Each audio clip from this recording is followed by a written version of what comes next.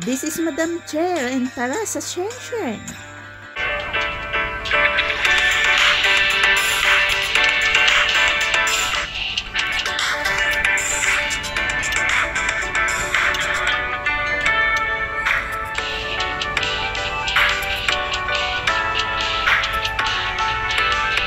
Hello po muli sa mga kamadam natin dyan. Kumusta na po kayo? At samahan niyo po ako. Puntahan po natin ang Shenzhen at tingnan po natin kung maganda nga po ba dahil ito ay isa sa mga pinupuntahan po ng mga nagtutour dito sa Hong Kong.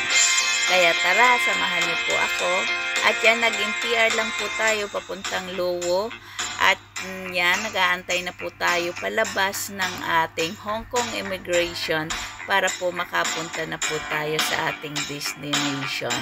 At yan nga po, nakalabas na po tayo ng Hong Kong Immigration at nilalakad na po natin ang papunta namang China Immigration. Huwag po kayong mag-alala dahil may mga araw po na nakalagay para po hindi tayo maligaw kung saan po ito banda.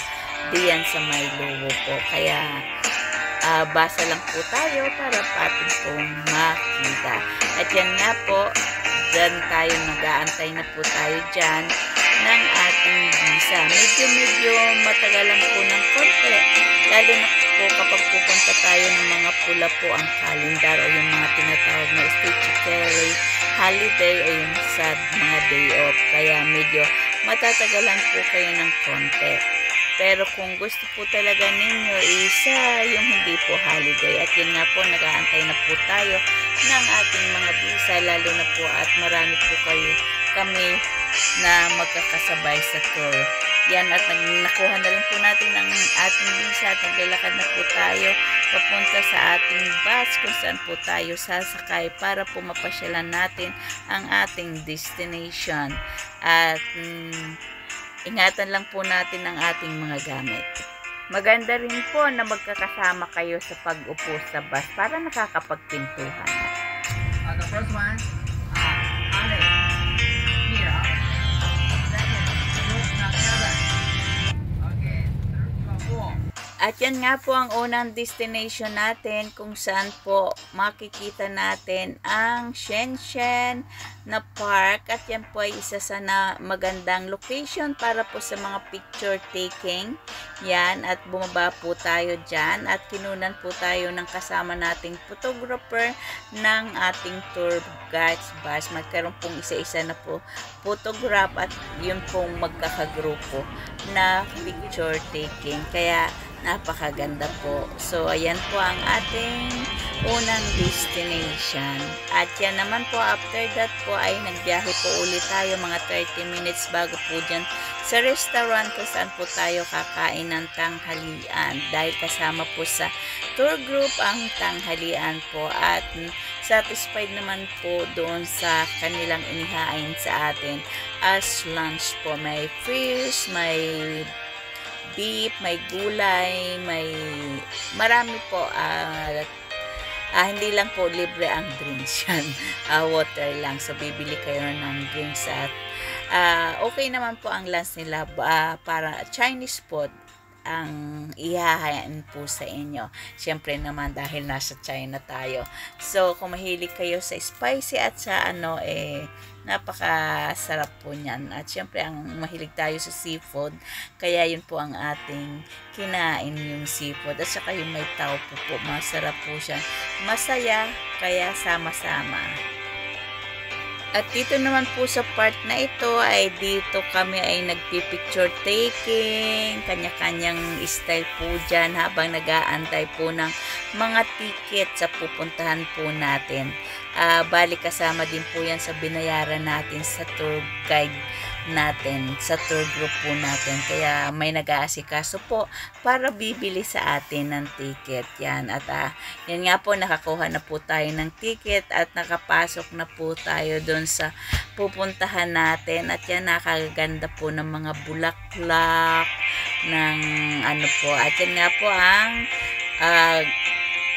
glass bridge. Kung makikita nyo po kung gaano kahaba siya. So, naglalakad na po tayo dyan. At yan nga po ang ating glass bridge. Kung malululain po kayo at nahihilo kayo ay kapit-kapit lang muna. Doon lang po muna kayo sa gilid hanggat ano na po ng sarili nyo. Dahil sa baba po, ayan po ang makikita natin sa baba. May parang ilog. Tapos may mga halaman din, may mga houses. At syempre yung pong pinakailog nila ay ginawa po nilang para pa rin pong pasyalan kasi may mga boat din po doon. Kaya yan, picture taking po sila dyan sa bridge. Medyo nakakatakot lalo na po kung hindi kayo sanay at matatakotin kayo sa height. Pero napakagandang tingnan po, pwede natin ilibot ang ating paningin. Nasa taas tayo, makikita natin ang buong park. Dito naman po tayo susunod, naka-overall na po tayo, wala tayong dalang jacket, kaya bumili po tayo doon po sa bus. Mayroon po silang dala na ibinibenta sa may gusto, 15 Hong Kong dollars po ang halaga niyan. Kaya habang nag-aantay po tayo ng ating tran sa pagsakay, ay susuotin na po natin yung overall na yan para hindi po mabasa, protection po sa atin, para hindi tayo magbibis, lalo na po kung wala naman tayong dalang pangbihis. At yan na nga po, umandar na ang ating sasakyan. Medyo aakyat po siya ng bundok, tapos may pantay siya, tapos saka po bababa. Yung pababa po dyan sa sinakyan namin na hindi ko na po nakunan dahil wala pong dalang pang waterproof ang ating camera. Ay, wala pa tayong pampalit. So, ayan, kukunan po natin yung susunod at habang tayo ay bumababa, dahil basa na ay aalisin na rin po natin. At meron naman pong, kung gusto nyo pong iuwi, ay pwede naman po. Pero may lagayan po doon nang pagkatapos natin gamitin yan. At yan na nga po ang susunod. Aalis na po yun. Yan po yung kasunod namin. I think sinipis po ang nariyan na sakayan. At hindi po natin para makita nyo po kung bakit parang tayo ay nagbasa. Kung paano tayo nagbasa. Kaya kailangan natin overall yan. So, let's go. Watch po natin ang pag-alis ng boat. Ayan na, pakit na po siya. At enjoy naman po. Lalo na yung mga matatakot. At ayan na, pakit na po siya sa bundok. At yan, maano na siya, umiikot na po siya. At pababa na po siya. Malapit na. Ayan na, ayan na, ayan na. Ayan na. Oh, diba? Oh, diba? Kaya ka mababasa talaga. So, nag-enjoy naman po ang lahat. Siyempre, panibagong experience. Kaya, masaya din po. At yan po, at sana inyong nagustuhan. At kung inyo pong nagustuhan ang video natin ito, like, share, comment. At maraming salamat po. See you next time.